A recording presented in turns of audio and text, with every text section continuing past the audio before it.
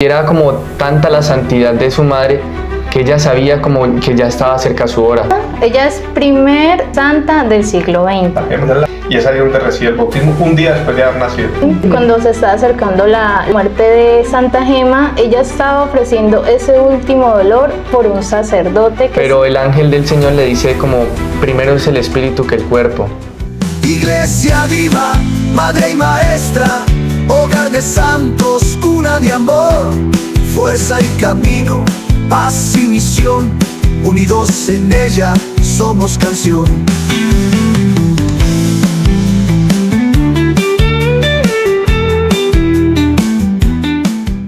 Bienvenidos. En este episodio vamos a tener unos invitados especiales quienes nos van a acompañar para hablar sobre la vida de una santa que llevó toda su vida en un holocausto al Señor, todo por amor a Dios, y nos muestra cómo es posible decirle sí al Señor dejándose llenar de su amor y de su ternura. Bienvenidos muchachos, Dina, Valentina.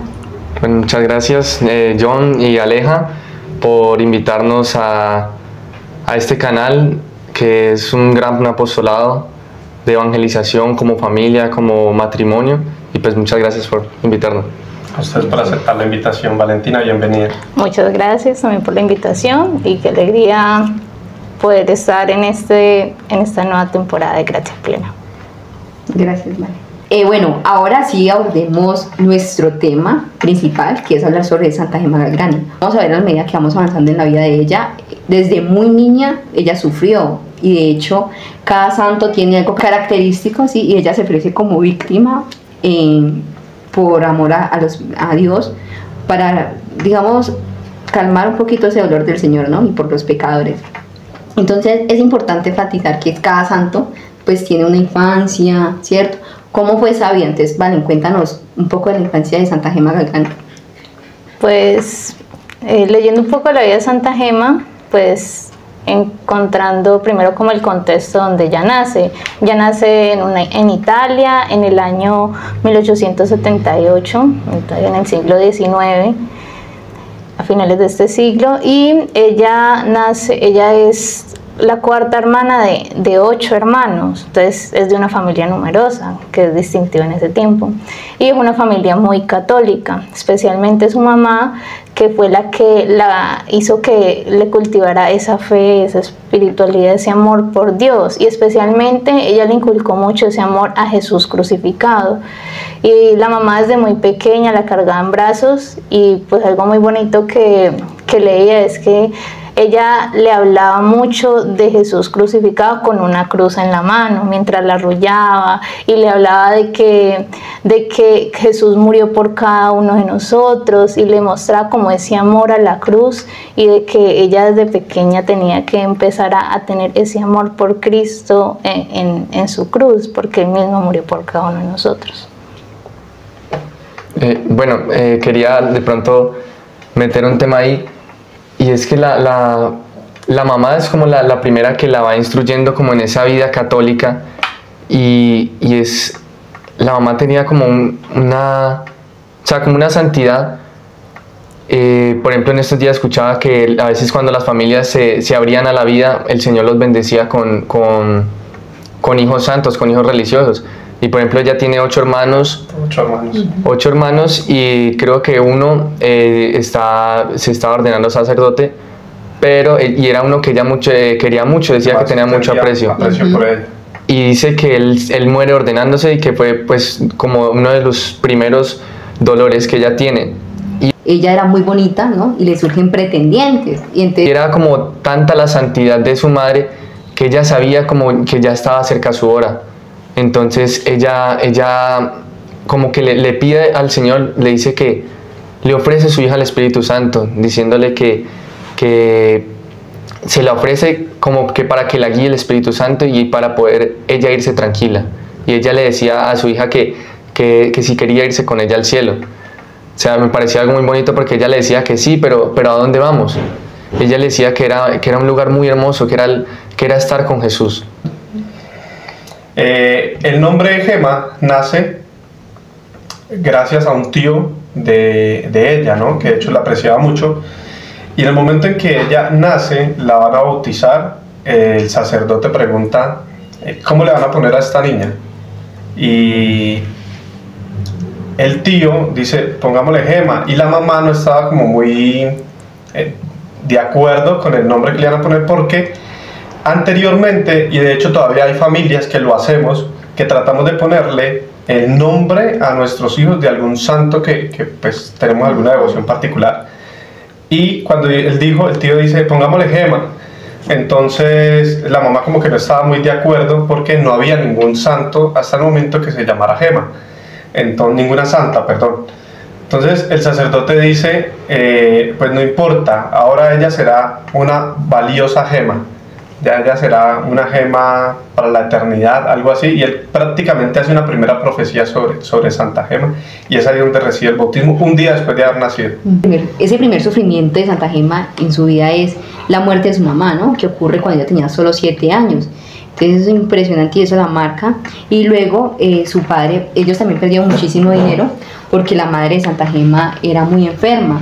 Entonces cuando la madre muere, ellos, pues el papá quedan con su padre, y también empieza un proceso de que empiezan a quedar ya pues con dificultades económicas, ¿no? Entonces digamos que esa es otra cruz en la vida de Santa Gema, ya solo perder a su mamá, sino también que la economía no empiece a irles tan bien. Bueno, ella va creciendo, ¿no? Y hay un momento en el que ella tiene que irse a vivir con la tía. Bueno, ella dice que la tía era diferente a la mamá, que la llevaba a misa, pero que ella extrañaba mucho a su madre. Decía que extrañaba mucho como esos momentos de oración con ella. Y de hecho, de pronto, devolviendo un poquito, o sea, desde pequeña le notaba tanto la devoción que un día en la casa de la abuela la encuentran arrodillada rezando al frente de la imagen de la Virgen. Entonces la abuela le pregunta, ¿qué estás haciendo? Y ella le dice, estoy haciendo el Ave María, vete que me distraes. O sea, mostrando como esa devoción, pero también esa firmeza que desde pequeña la va a marcar su carácter, porque pues más adelante vamos a ver que va a ser muy atacada de todas partes, de familia, de personas, del pueblo, hasta de pronto algunos sacerdotes como desconfiando de ella. Incluso su mismo director espiritual llega a desconfiar de ella, que va a ser para ella también una cruz muy bueno, no nos vamos a adelantar. Una cruz buena. En fin. Sí. Vale. Además de la muerte de su madre, sucede que también ella quedó huérfana completamente desde muy pequeña, porque desde los 18 años yo creo que debe ser muy difícil ya uno quedarse haber perdido a su mamá y ya en ese momento perder a su papá. Pero era muy bonito por el hecho de que Santa Gema, ella pues regresando un poco, cuando murió su mamá, ella decía que ella no se había quedado huérfana, sino que ella había adoptado a la Santísima Virgen María como su madre. Entonces fue muy bonito esa parte.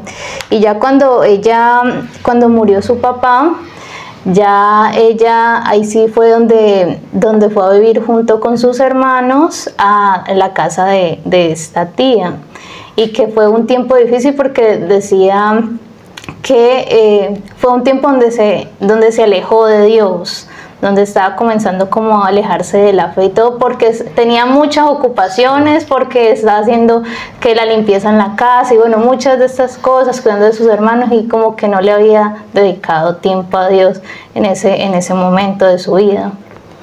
Y a todos nos pasa en algún momento de la vida que precisamente lo que dice Valen es, a veces por las ocupaciones del diario, como que dejamos las cosas de Dios a un lado. Y ella lo va a describir como que se sentía extraña, pero que había entrado como en ese confort en el que no es que no le importara, pero tampoco tenía esa fuerza de voluntad de decir, voy a regresar a los caminos de Dios. Sin embargo, ella toma la decisión de apartarse, ¿no? Y también es importante que en ese momento ella era muy bonita, ¿no? Y le surgen pretendientes. Y entonces ya empiezan pues como los tíos como que venga, la casamos, ¿cierto? Y entonces ella pues también, ya ahí siente, digamos que eso fue un momento crucial, porque ya ahí toma la decisión de decir, no, definitivamente me voy a retirar, y se va para la casa de sus padres. y eso es importante, ¿no? Porque ella dice, bueno, como que hasta aquí, hasta este punto llego, ¿sí? Y ya se retorna a la casa de sus padres. De pronto, como esa guía que ella va teniendo de los problemas y todo, la mamá le hace le pide a Dios como una promesa. Le dice que ella ofrece su vida, pero para algún día volverse a reencontrar con sus hijos. Me parecía como muy como coincidencia con lo que decía ahorita Aleja, que veías como que los hijos no son de uno, que los hijos son, que Dios nos lo presta, que para glorificarlo a Él, y eso fue lo que hizo su madre. Ella ofrece su vida para un día volverlos a encontrar, y esto es como lo que va guiando la vida, porque vemos que a pesar de que Gema se aleja como su vocación de querer ser santa, siempre está como guiada hacia ese camino. El Señor la va llevando, le va ayudando a conocer personas que la van llevando como a esa santidad. Y de hecho una oración que ella repetía mucho, que ella dice que la volvió como su jaculatoria favorita, era: Virgen María, hazme santa. Sí, eso es súper lindo, ¿no? Muy bonito. Ok, que en toda la información que uno trata de buscar de la vida de Santa Gema, siempre recalcan que fue una santa muy bella, una mujer muy bonita, de hecho físicamente muy atractiva. Y uno mira algunas fotos de ella y en realidad es que era muy bonita, ¿no? Sí. Ella pasa el tiempo, retoma nuevamente de alguna forma, porque a ella la mandan a estudiar, y en este colegio, que era dirigido por religiosas, la Madre Superiora le va a prestar un librito. Y en este librito, que va a tratar de el entonces beato Gabriel de la Dolorosa, que ella al principio como que se rehúsa a leerlo, luego va a sentir muy fascinada por la vida y va a hacer algo muy misterioso o muy curioso en un futuro, porque luego él se le va a aparecer a ella, ¿no? En varias ocasiones, se le va a aparecer a ella. Entonces, aquí hago un paréntesis y digo dos cosas. Uno, lo primero es: ¿qué nos están recomendando a nosotros leer? Que lo decíamos ahorita atrás de cámaras, ¿no? ¿Qué estamos leyendo? ¿De qué nos estamos nutriendo? Vea la importancia, porque esto va a ser un factor crucial en la vida de ella para ese, segundo intento de conversión en la vida de Gema Galgani. Es la lectura del beato, ni siquiera un santo en el momento, era un beato. Entonces, la lectura del beato Gabriel de la Dolorosa. Y perdón que te interrumpa en ese momento, es también importante enfatizar que no solo eso le pasó a Santa Gema Galgani, sino también a Santa Teresa de Ávila y a San Ignacio de Loyola, ¿no? Que en momentos cruciales de su vida, como una enfermedad, en ambos toman un librito espiritual, y esa es como la partida para un proceso de su conversión, o sea, una verdadera y radical conversión. Entonces sí es importante. Señor, se vale lo que sea. Sí, es importante, y por eso es importante también qué estamos leyendo, qué estamos viendo, de qué nos estamos informando, cómo gastamos nuestro tiempo, si gastamos nuestro tiempo para Dios o para cosas vanas del mundo. Ya con lo de la vida de San Gabriel de Dolorosa, pues algo que contribuyó también mucho esa lectura de su libro fue que ella se comenzó a interesar en la orden de las pasionistas, ya que él hacía parte de esa orden, y ahí fue donde comenzó como ese amor por querer entrar a las pasionistas, cosa que más adelante veremos que va a ser muy difícil para ella, porque ella, a pesar de que siempre quiso entrar a las pasionistas, no lo logra hacer por sus problemas de salud. Nunca la aceptaron. Sí, y también eso fue como uno de los martirios que tuvo ella en su vida, que ella siempre quiso vivir como esa vida de religiosa, y como que no la dejan, pero aún así ella vive su vida como si fuera una religiosa. Y como lo decíamos con Gabriel de la Dolorosa, ella en esa enfermedad que tiene, que queda prácticamente parapléjica, que no podía caminar, ella por así decirlo, en el momento, como que como la parte humana ya le dice: no, ya no aguanta más. Y entonces ella le dice al Señor que si no me curas de esta enfermedad, no te rezo. Entonces, que ella se acuerda de eso, pues como esa rebeldía que tuvo, pero el ángel del Señor le dice como: primero es el espíritu que el cuerpo. Entonces ella como que entiende que esa enfermedad no es como que Dios se la mandó como un castigo. Y es como algo muy diciente hoy en día, que la gente cuando está bien alaban a Dios, van a misa, que hacen sus prácticas, pero en los momentos difíciles creen que es como el Señor pues que los quiere oprimir, torturar, y vemos como en la vida de Santa Gema ella aprende a ofrecer todo eso, tantos dolores que vivió, y vemos que el beato, en ese momento beato Gabriel, se le aparece a ella y le dice hermana, o sea, ella le dice que va a ser religiosa, y no le dice nada más, pero ella le dice solo quiero que sea religiosa, pero ella le dice ¿por qué? Y él no le contesta, sino que le dice hermana, y se va. Entonces ella, como por así decirlo, desde ese momento queda como con esa duda de querer vivir una vida religiosa, vivir una vida entregada al Señor. Bueno, ella va a sufrir mucho, precisamente por eso no la aceptan entrar al monasterio al cual pertenecían las pasionistas, a tener una relación muy íntima con su santo ángel de la guarda. Ya fue para ella parte, digamos, lo más crucial de la historia de su vida, esa relación de amistad con el ángel de la guarda. Muy curiosa, me parece, porque el padre Pío de Pietrelcina también tuvo una relación casi que similar con su ángel de la guarda. Y algo que tienen en común estos dos santos, Santa Gema Galgani y el padre Pío de Pietrelcina, van a ser los estigmas. ¿Cómo fue que ella recibió los estigmas? Bueno, ella dice que eso fue en 1899, el 8 de junio, ella dice que entra como un tipo de éxtasis, porque el Señor temprano le dice que ella va a tener una gracia muy impresionante. Entonces ella, por así decirlo, aguanta con ansias hasta la noche. Entonces la Virgen se le aparece y dice que el Señor tiene preparado algo muy grande para ella. Entonces ella dice que ve una imagen del Señor llagado, pero no brota sangre sino fuego. Y dice que luego es como ese fuego como que se le pasa a ella y comienza a ver cómo se le van llagando las manos, el costado y los pies, que es propio de lo que decías del Padre Pío, también San Francisco de Asís. O sea, santos que como que se compenetraron tanto a la pasión de Cristo, que fueron, como lo dice San Pablo, se me olvida la carta, que unimos nuestros sufrimientos a la pasión de Cristo.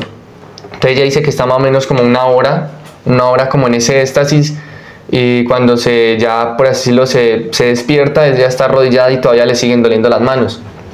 Entonces ella le cuenta a su confesor, que era el obispo de Luca, que es como el confesor de ella y como un gran amigo de ella. Entonces él le dice que se tiene como que resguardar, porque eso, por ejemplo, el Padre Pío también lo veíamos, que él se ponía como unos guantes, porque iba a ser como un tipo de escándalo, le iban a tratar de histérica, que estaba loca. Y también como ese fue como otro sufrimiento más que se le suma a los que ella ya traía encima. Bueno, antes de ella como ella estaba viendo que no podía entrar a las pasionistas, ella también intentó entrar a varias congregaciones. No recuerdo muy bien la congregación, pero ella sentía mucho, que ella quería mucho ser religiosa, pero debido y ella estuvo hasta como 15 días y estuvo en varios retiros espirituales en varias congregaciones, pero siempre que ya casi iba a entrar y que las hermanas le decían, sí, pronto vas a llegar, necesitamos tus certificados médicos, y ahí veían como que no, ya era como hora de que no podías entrar por estas cuestiones de salud. Entonces, para eso, yo creo que ese fue uno de los martirios más grandes que tenía, porque bueno, además de las pasionistas, no pudo entrar ni siquiera a tener vida religiosa y entregarse por completo al Señor. Entonces, como que fue uno de los mayores martirios que ella tuvo durante su corta vida. Y eso es importante enfatizar, porque de pronto, ¿cuántas veces el Señor nos niega algo, así sea, digamos, de una forma espiritual? Porque no está mal, ¿cierto? Ser religiosa, de hecho, está bien. Pero ¿cuántas veces nos desanimamos cuando el Señor nos dice no, ¿cierto? en vez de aumentar en nuestra fe, lo que hacemos es, no, el Señor no quiere, entonces no es para mí, entonces no es mi llamado, y empezamos a dudar, incluso hasta de nuestra fe, y hasta nos apartamos. En cambio, para ella, este sufrimiento fue un proceso de ser santa. Ella se da cuenta que esa es como el tipo de santidad, porque el ángel le decía a ella que ella va a ser modelo de muchos para santidad. Y de pronto, como viendo como esa vocación llamada a la santidad, que Dios nos llama a todos a lo mismo. Unos los llama como a Santa Gema a ser modelo de muchos de santidad, a otros, por ejemplo, a vivir en claustros, en monasterios, por ejemplo, las religiosas. O sea, no todos tenemos ese mismo llamado, y ese es como el camino de la vida, es buscar como esa vocación a la que estamos llamados, a la que el Señor nos quiere. Si Él quiere que seamos un modelo para muchos, si quiere más bien que seamos como alguien resguardado para Él. Santa Gema Galgani, ella va a hacer una promesa que, perdónenme que yo nombre tanto al Padre Pío, es que mientras yo leía y me documentaba de ella, siempre me venía a la cabeza el Padre Pío de Pietrelcina. Yo no sé si a ustedes de pronto también les pasó. Sí, hay mucha correlación, por ejemplo, lo del Santo Ángel de la Guarda, los estigmas, como esa humillación también que recibe el Padre Pío, porque el Padre Pío, el obispo, le dice que él no puede celebrar misas, y él, a pesar de que era un hombre profundamente iracundo, rabioso, él le dice: este era el sacerdote que mi alma necesitaba. O sea, y es que decía yo que la promesa que hizo Santa Gema Galgani fue: ahora no me van a aceptar, pero luego voy a estar dentro de ellos. Cuando ella muere, sus reliquias van a ser custodiadas precisamente por los pasionistas. Y ella es considerada como una pasionista. Sí, como una integrante de la comunidad de los pasionistas, como hubiera sido religiosa. Y mire que es muy bonito, porque aunque era el deseo de Santa Gema, muy, muy bonito, pero el Señor siempre, digamos que de cierta forma, si le hacen bien a nuestra alma, Él nos va a cumplir. Y es un papá, o sea, si humanamente como papás nosotros queremos ayudarle a nuestros hijos y sabemos los sueños de nuestros hijos y queremos ayudarle a que los cumpla, ¿cuánto más el Señor, cierto? Entonces Dios, al final, miren que sí, ella está, o sea, al final de su vida quedan sus reliquias allí donde ella siempre desea estar. Ella escribe por autorización, no, por orden de su ángel de la guarda. De su ángel de la guarda, gran parte de lo que ella pues vive, ¿no? Pero también por dirección espiritual. Su confesor le va a decir a ella que tiene que escribir todo lo que ella está viviendo y lo que le está pasando, ¿ya? Y aunque a ella en principio le cuesta, hoy todo lo que sabemos, gran parte de lo que sabemos, lo sabemos precisamente de primera mano, de ella misma. Pero para ella no va a ser nada fácil, porque ahí es donde nos decía Aylan, por ejemplo, sus frustraciones, cómo la trataban, cómo le decían que cubriera y todas estas cosas. Para ella no es nada fácil, porque ella, estamos hablando de una joven, de una adolescente. Ella tenía más o menos menos de 20 años cuando ya está viviendo su proceso espiritual a tope, ¿ya? Entonces, sostener estos estigmas para ella, como al igual que muchos otros santos, no les fue nada fácil. Bueno, de hecho, no solo fueron los estigmas causan mucho dolor, pero dice que no solo fueron eso, también que ella sentía la flagelación, que ella sudaba y lloraba lágrimas de sangre.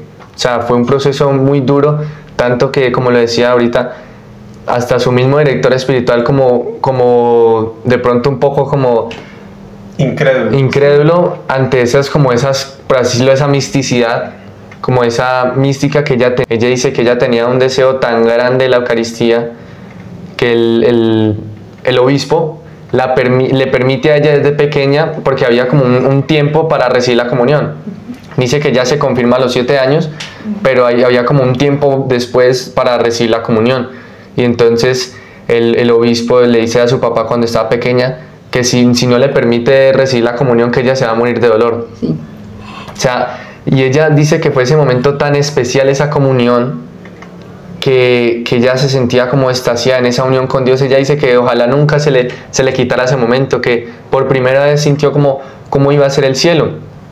Y de hecho ya grande, unas personas le recomiendan como hacer la novena al Sagrado Corazón de Jesús, a la Beata, en ese momento Beata Margarita María de Alacoque. O sea, de pronto también como esa correlación que eran en ese momento beatos y que le ayudaron. También vemos como la comunión de los santos en la iglesia, como esa ayuda que en ciertos momentos. Y la Beata Margarita de Alacoque, entonces ella recibe la comunión el primer viernes del mes. Entonces que era como una promesa del Sagrado Corazón de Jesús. Entonces ella, y era un día antes de terminar la novena, entonces ella dice que volvió a sentirse como alguien nueva. Sí, y algo muy bonito en ese momento es que pues ella estaba haciendo su novena y como decías anteriormente, ¿no? Pues que ella sentía y que le había dicho al Señor que como tiene que curarme de esta enfermedad y no vuelva a rezar. Ya luego el Señor como que le pregunta en esa novena que si quería que la curara y ella allí responde pues como que se entrega a la voluntad de lo que el Señor quiera. Me parece súper bonito y ese último día de la novena ella se recupera, o sea, ella vuelve a curar, tanto que toda la familia queda como alguien paralítico de un momento para otro empieza a caminar, porque fue así, o sea, y eso es muy bonito del Señor, porque el Señor no va como a medias, como que vamos recuperándola por partes, sino que fue algo completo, eso, sí, y fue completo, y ella de una empezó a caminar y a recobrar su salud. Creo yo que la intención también del programa, pues que así lo pensamos cuando lo estudiamos, antes de iniciar todo esto, es precisamente dar a conocer la vida de estos hombres y mujeres que para muchos son desconocidos, incluso para nosotros los conocemos de nombre, pero nunca a profundidad, o bueno, en gran parte nunca a profundidad, y que creo que son muy útiles para nosotros. Sí, la vida de los santos es muy importante. Además, pues cuando unos le dicen cuál es su santo devoción, uno al principio en que está en este camino espiritual, uno como que bueno, yo cómo voy a identificar con un santo, pero cuando uno ya va conociendo un poco más de diferentes vidas de santos, uno va siendo devoto del santo en que uno más se identifica o que le parece que su vida es más parecida a la de uno y con la que uno se puede identificar más fácilmente. Sí, y que le puede ayudar, ¿cierto?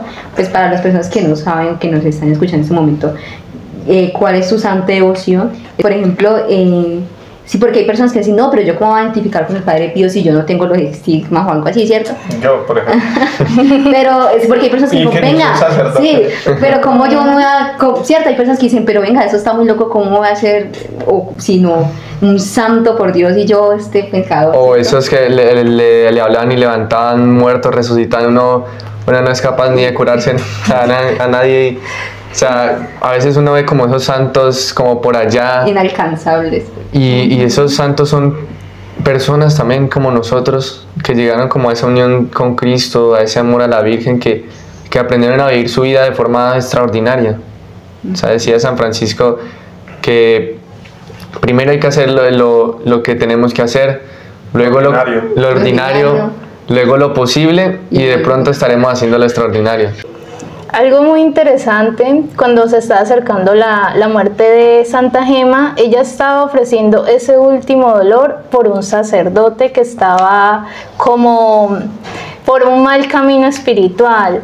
Entonces es muy bonito porque ella ofrece ese último momento, ese suspiro por la conversión de ese sacerdote, y sucede que él se entera de que esta joven ofreció ese último suspiro por él, y para él fue como algo tan impresionante que eso ayudó a que él se convirtiera y que pidiera perdón, y que así pidiera perdón antes de morirse.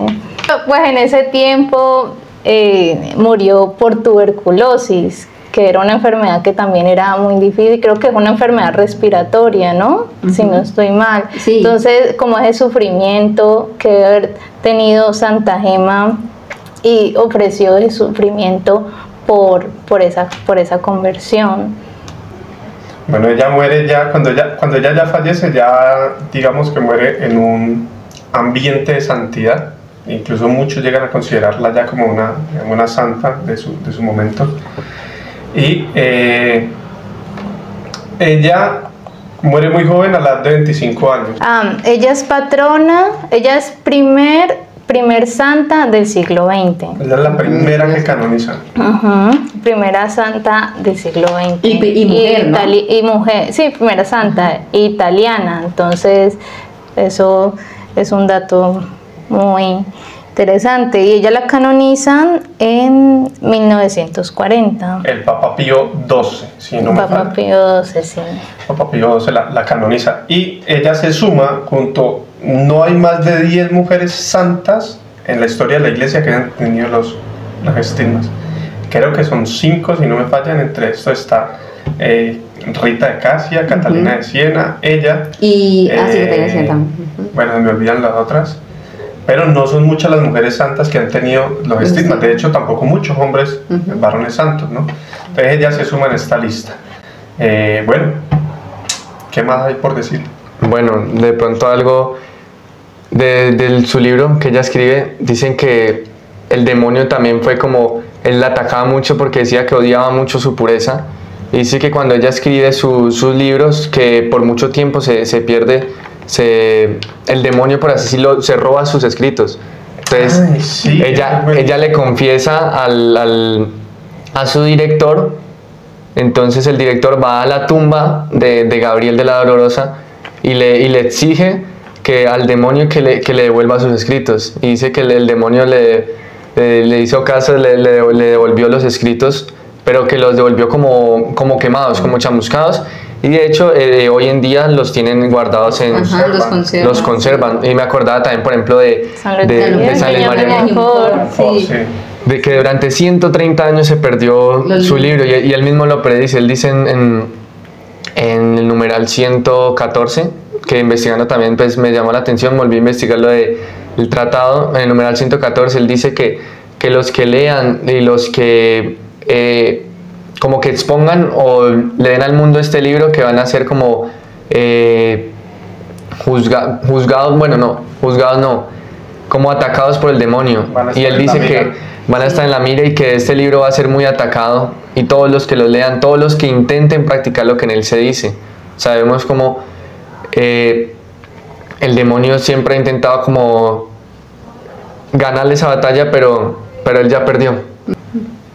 Bueno, para ir concluyendo, quisiera que dejáramos cada uno de nosotros un mensaje de qué nos quedó. No sé, ¿ustedes creen que sí es posible, a imitación de Santa Gema Galgani? Creo, para mi concepto empiezo yo, y les pregunto a ustedes, ¿cree que sí es posible ser santo en medio de los dolores, en medio de tantos sufrimientos? Yo digo que sí, por un motivo, porque estaba estudiando hace poquito la vida de Tomás de Aquino, y entonces él decía que la gracia supera la naturaleza, ¿ya? Y yo creo que somos santos por gracia, precisamente porque nosotros por naturaleza de pronto no está ni siquiera en muchos de nuestros planes. Digamos que a mí me da un poco de consuelo saber que santos o santas como estos pasan y pasaron por lo mismo que muchos de nosotros pasamos. Entonces yo los invito a todos a que no nos quedemos como en esa parte humana, sino que dejemos que la gracia actúe. Bueno, uno viendo como esas relaciones místicas que tienen algunos santos, uno dice, uff, yo cuando era a tener una relación de esos, ¿no? Cuando uno será santo. Pero es como esos milagros, por ejemplo, la Eucaristía es ese milagro patente, y cuando nosotros no tenemos como una verdadera conciencia de lo que nosotros vamos a hacer la Eucaristía. O sea, cuando nosotros comenzamos a vivir la Eucaristía y a entenderla como verdaderamente lo que es un milagro, y esa unión con el Señor, como le decía ella, que era como ese apasionamiento, como ese éxtasis en el que ella estaba, esa unión tan grande que ella sentía como si ya estuviera en el cielo, y que desde ese momento ella empieza a sentir ese desprecio del mundo, y esa es como la santidad, amar tanto la Eucaristía, amar tanto al Señor, que sentir tanto desprecio del mundo, no despreciando el mundo como que no, ya voy a dejar de trabajar, sino aún más, como por ese desprecio, trabajar más aún en la realización del reino de Dios. Vale. Algo que me deja de la vida de Santa Gema es, por ejemplo, cómo ella pudo unir todos sus dolores a Cristo. Quizás no vamos a tener los sufrimientos que ella tuvo, pero pues cada Dios uno no de lo- nuestras Dios no- vidas, si Dios no lo quiere, pues no los vamos a tener, pero sí tenemos sufrimientos, cada uno según lo que Dios sabe que podemos soportar.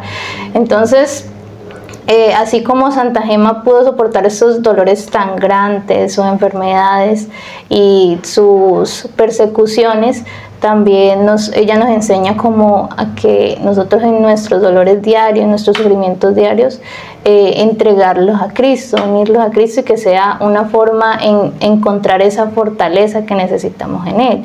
Y también pues algo que me parece muy importante de la vida de ella, su pureza, ya que ella misma es patrona de aquellos que sufren de las tentaciones de impureza, como también de aquellos que quieran cultivar esta virtud. Entonces, qué importante que en un mundo donde se ve ya tanta impureza, pedir el patronazgo de Santa Gema.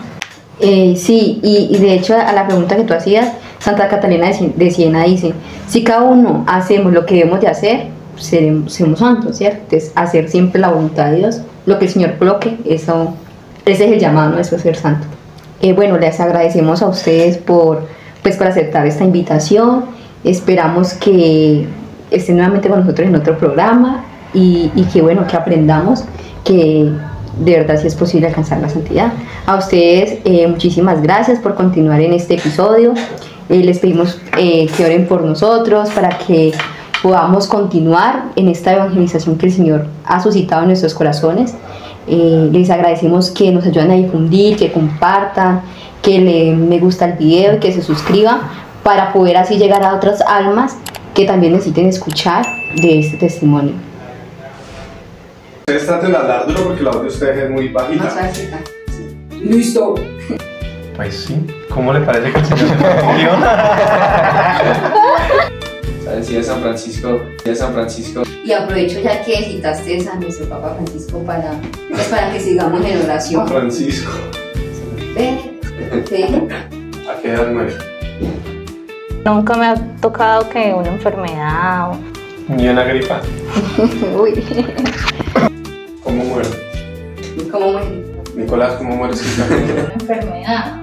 Por una de tantas. Por una de tantas enfermedades. La última enfermedad.